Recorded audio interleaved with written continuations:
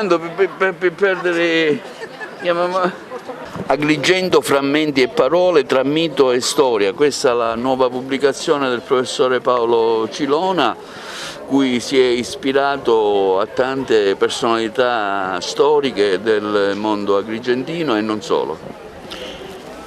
Credo che sia uno dei libri più preziosi per chi ama la storia della nostra città, perché comincio io a raccontare le prime vicende umane di personaggi di altissimo valore come il poeta greco Pindaro, il quale definì la nostra città la più bella dei mortali. Non lo disse per Atene, neanche per Siracusa, lo disse solo per la nostra bellissima città di Agraz. Ora, nel corso del tempo si sono interessati della nostra città e del sito della nostra città moltissimi storici, partendo da Polibio, da Ovidio, partendo da Dante, partendo anche da Cicerone e da altri personaggi che nel corso del tempo si sono avvicendati nel giro verso la Sicilia e soprattutto verso la città dei Templi.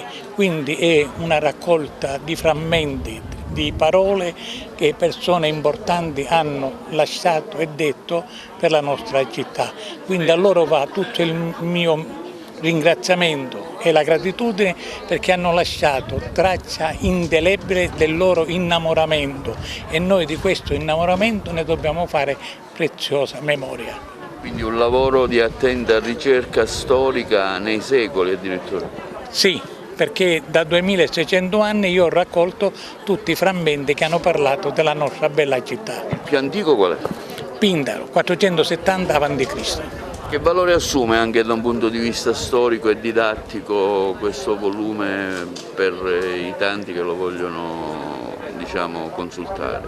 Moltissimo, perché attraverso le loro dichiarazioni sono gli stessi periodi in cui il viaggiatore ha frequentato la nostra città ed ha avuto anche delle riserve o avuto anche delle possibilità di raccontare ai posteri quello che hanno visto nella nostra città. Tanto per fare un esempio, Guy de Maupassant, dopo aver esaltato la bellezza della valle, poi parlò in modo scientifico, come se fosse un ingegnere, della questione di Macalube di Aragona e poi soprattutto del travaglio dei ragazzini che lavoravano nelle miniere di zolfo. Quindi la loro attenzione anche era nei riguardi dei problemi sociali e anche economici del nostro territorio. Ci sono anche delle dichiarazioni recenti di personalità che sono venute ad Agrigento anche, diciamo, da poco.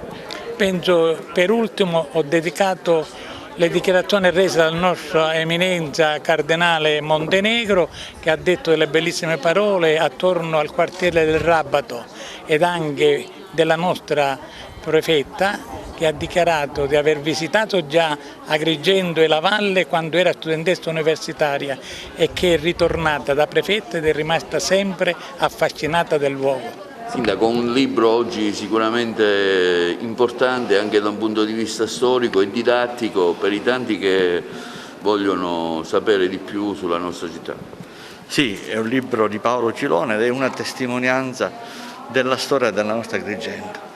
Non a caso siamo ai 2600 anni della storia della nostra Kragas e Paolo Cilona, proprio con frammenti e parole tra mito e storia, è riuscito a cogliere e a mettere assieme tante frasi, tanti pensieri che onorano la nostra Agrigento.